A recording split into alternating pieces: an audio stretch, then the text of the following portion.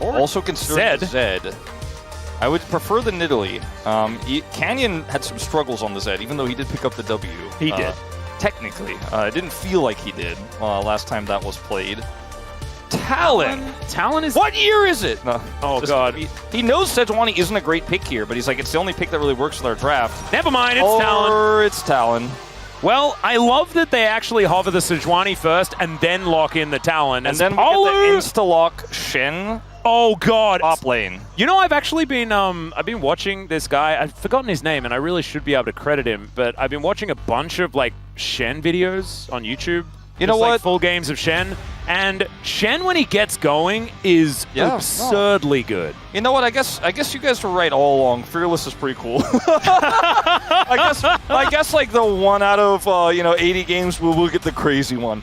These two teams, I feel like are pretty well known to have pretty succinct champion pools. I think that's what we like to see. Let's get into game number 3, T1 versus Bro.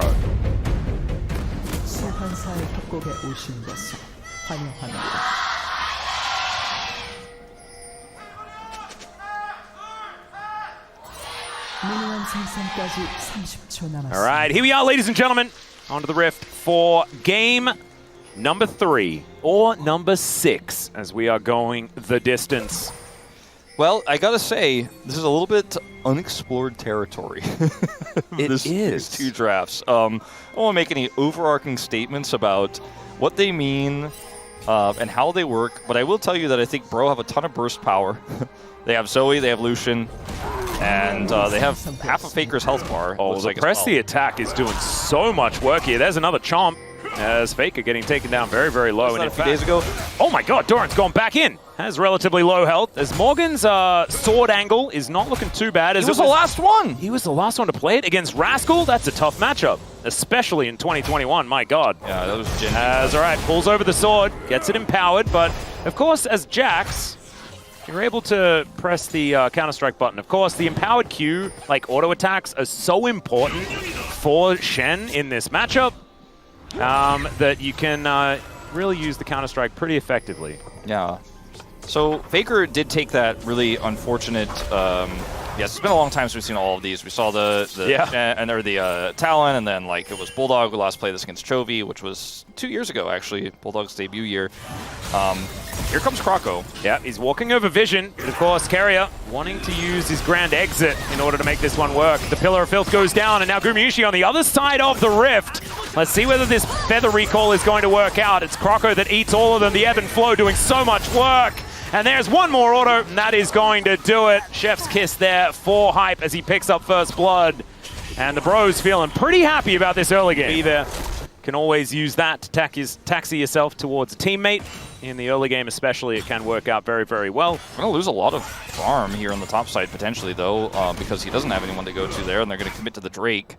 And so as a result, it should be maybe even a plate going over to Guma in that top side. See how much time he gets alone with it, but I think he should be able to, take that plate away. So I'm feeling pretty good about the tempo that he gains from this, despite dying there in the bottom lane. Very even game here. Really only that first blood, the difference maker, but the Dragon does go over to Bro. Laning phase here for Closer once again, starting off well. Again, kind of a cheat lead because of the level 1, but the fact that this Lucian got the kill earlier on has already accelerated is really huge for Bro. They're going to have this explosive mid-game where they have so much pick potential. Rocco's here. Yeah, making his way in. There's a great entrance. That's really nicely played to make sure that Hype doesn't get the extra damage down. That was really clean. That was an instant cancel on the culling. I actually didn't see the culling go out. I had to see that it was on cooldown. They saw ONER was coming up too. Yeah, and Hype dashes forward. That's a bit dangerous. He's going to flash out with the grand entrance onto 2 as ONER looking to close the gap, and he finds it. The bleed is ticking down from that Q as now Faker taking a lot of damage. Croco is at full health. And he's still pushing forward. There are 4 people here, Croco. Yeah, that was very scary. Closer is showing up as well, but they have vision of him. I don't think he hits this bubble onto Guma. No way. He's not even going to go for it. Nope. And that's the end of that. Look at all these summoner spells on the ground, though. Yeah, they do end up getting the grubs off of this, which is kind of crazy. Like, yeah, we haven't actually seen very much Trundle recently. Do the little Void Mites that pop out give King's Tribute to Trundle? I actually don't know the answer. You just have infinite health all the time? Yeah, you do. Yeah, I guess they do. I actually haven't really seen this interaction before. So Trundle is like the healthiest at taking down the Void Grubs. There you go. Yeah. And I mean, I think obviously it's going to be really nice for him in situations like this too, where things get a little bit brawly. Hype gonna get flashed on there by Faker. Oner gonna come on over as well. There is the dash forward, and the kill goes over to Faker. You can see Oner holds the auto, says, "Take it, my goat." He picks that one up. As now Closer will put. Ooh, bubble looking pretty nice here. As Carrier going to get denied as Croco puts down the pillar. And there's a big old shield, but it's not going to be enough. The tidal wave going to get a cute little knock up onto Faker here. But now Hype moving on in. Will he be able to find any value? That's the question. There's the culling right on top of Gumayusi. And yeah, their health bars are getting lower, but I don't think the Bros are going to be able to finish anyone off. It's going to be really hard. I don't think they should try for it without Palu's ult here. Stand United was interrupted as well. Morgan tried to use it to get in on top of Closer, and it doesn't actually work. Yeah, and that's a dead Zoe. And we know what the composition of T1 does. The Talon part of it is a little bit weird, but otherwise it's a pretty standard draft, right? That part is still pretty meta. Yep. You've got a Jax, you've got a Xayah, you have an Azir, you have a lot of skirmishing power, you have a lot of safety with the Xayah as well, and Bro need to be respecting the power of these skirmishes, especially the burst damage that this Talon does bring to the table, but... As Gumayusi continuing to just keep things shoved up. Closer picking things up from the ground. Oner now possibly out of position as he dives onto Croco.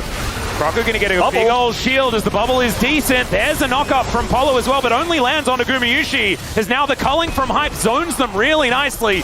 Doran able to get himself out of there with the leap strike, but the trouble bubble is going to come through. Closer. Can he find the paddle star? The answer is not quite enough damage as Hype wanting to get it done, but the counter strike was so good. Still, he just flashes in. That's the way to get it done. They'll take down the Jax. And in the meantime, Morgan is in the side lane. I think he gave a good old shield to the Jax and not too much more than that. Sorry, a shield to his team, not much more than that. Not really trying to do anything big on this play, but... Closer, sometimes you can actually get that one through. It's still going to land the paddle star. That looks pretty nice.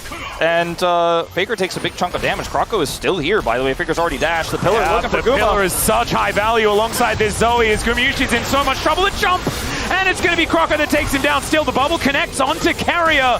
And it's a 1-for-1 trade. Closer picks up a flash, and he may need it. But the trouble bubble going to come through there. The flash comes forward, and Hype's going to look for another one. Doran is respawned and come back in, and will just eliminate the rest of the Bros. And in the meantime, Morgan in the bottom lane. So like I said, a little uncharted territory. They chase super deep, because Guma still has... Croco just flashing in. Yeah. Ends up being almost a kill back here on the Closer as well, and then he's like, no, we Carrier with the block on the paddle star was so heroic, even if it didn't necessarily change anything. They got the TP out of Doran. Faker TP'd. Morgan has recently TP'd, but didn't TP into the fight in that moment, and we continue the juggle. We're back to, it feels like a solo queue game here. Yeah, it feels pretty wacky, actually. Doran, I think he's fine. I don't think they can collapse on him. The control of this banana brush is pretty huge for T1. Chemtech Dragon is up and available. Guma has his ult, even though he doesn't have Summers. I feel like this is just T1's prize, and bro, we're going to trade it for a Rift Herald. Yeah, that looks to be the option. I was trying to figure it out. I looked at the top of the screen. I'm like, oh, it's only 18.5 minutes into this game. It's so fun to watch. Oh, hold that thought. Oh, nice little electrocute proc there from Hype. It's so fun to watch comps that teams very clearly have full mastery on. We're like, okay, 100% we know how to set up on this Dragon. And then watching this, where you're like, do we go Dragon? Do we go Herald? Better just call randomly, I don't know. Well, in they go. There's a big old tidal wave. This is crazy. Polo is going to explode, but look at these health bars on T1. If Closer finds anyone with a bubble, it's going to be disaster, as he doesn't, so it's not. It's fine. Reasonable take. Yeah, they're looking for it. Hype dashing forward towards Gumayusi as Carrier, holding on to his position. As Pillar of Filth goes down once again. I know it's the Pillar of Ice, but because this is the OG Trundle skin, then it's still a Pillar of Filth. It's still filthy. I mean, I don't know. It is, exactly. As now, Paddlestar not going to quite find the mark here, and of course, Zoe is so feast or famine. Either you hit it or you do nothing at all. As the bubble comes in, he does collect himself a bit of a sleepy time. The exhaust goes down on top of him, and he's going to try and get out, but I think he's still dead. So there is the first kill. They need more. And another bubble connects onto Faker as well. He will get McHale's, so he is absolutely fine. I feel like that's not enough for Bro. Just killing a teleporting Doran. Unless he can take this outer turret, maybe turn that into also an Otacon. Yeah. That would be huge. I mean, I think the Otacon might be a bridge too far, but at least they do get the turret They're going to clear that ward, it looks like, in the mid lane as Morgan's going to defend Faker's push, because this is a strong side laning Azir, you know, that does have Nashor's Tooth, and just stand united with his team when the commit to this Drake take does actually come through from T1. Flank here from Croco. Yeah, Bro, I think wanting to get themselves soul point this time around is Doran on a great flank angle. Zoning sleep pretty good. Yep, Stand United going to have to come in pretty soon, I think. A preemptive one would be great, as there it is on top of Hype. That's a lot of damage onto Carrier, though, not able to get too much value, as finally Morgan actually gets into a battle. Still, the Zoe goes down and Doran gets a great counter-strike. The flash out from Croco might keep him alive, but Morgan not going to be so lucky. Everyone just lying on the floor, and unfortunately, the composition for the Bros just not quite working this time around, as there's the rake, and he just pops over the wall, and there it is. Yeah, just like dried leaves, the end of autumn, down he will go. And this is going to be mid-turret for free. By the way, Herald not even employed just yet. Oh no, Shelly training. In fact, yeah. All right, so she does have a job. She just sensed it. There was a lot of bad guys heading towards his top lane, and like that means that side lane pressure that T1 were trying to collapse on Faker for just kind of ends up being a bunch of wasted members, as Croco's now isolated. Yeah, he was trying to work out which direction he wanted to go, and Death Chamber, that's the way. Hey, there she is. Hey, hello. Tuesday comes faster than you think. It certainly does, because last I checked, it was Thursday. Like, we're a long way away from Tuesday right now. Oh, that's been a long 6-gamer. Yeah, Carrier's doing like some weird stuff here now, pushing Shelly towards the top side. And T1 are on the Baron. It's been spawned for a minute 20, and they already hadn't started it. I mean, kinda bro, crazy. they're going to show up. It's going to be quite challenging, though, to get something done. Carrier eats a bit of damage, but it's too late. Yep. ONER is going to be able to secure that one. Now looking for a flank angle as well. Speaking of flanks, Doran will find, okay, a bubble.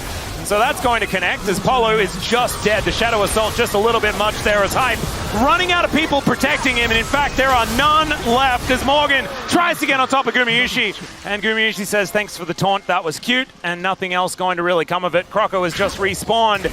And the Bros, I think, have ran out of ergs in this particular game. I do feel like the Dragon fight was probably the last gasp of this interesting experiment, as Croco's going to try to buy time. Oh, look at that! Slow down that wave! There's the pillar. Really beautifully done. Need 20 more seconds! Need 20 more seconds! But yeah, we knew that ONER was good at carry jungles and assassins, so that's not a shock. But everything else for Bro here was very experimental. It did not work out. Croco tries to buy time here. 10 seconds. He's just being ignored. They don't care about him. They want to kill the Nexus. Yeah, T1 just wants to go home. Eventually he gets swept up by Faker, who goes golden, and he'll remain golden as the next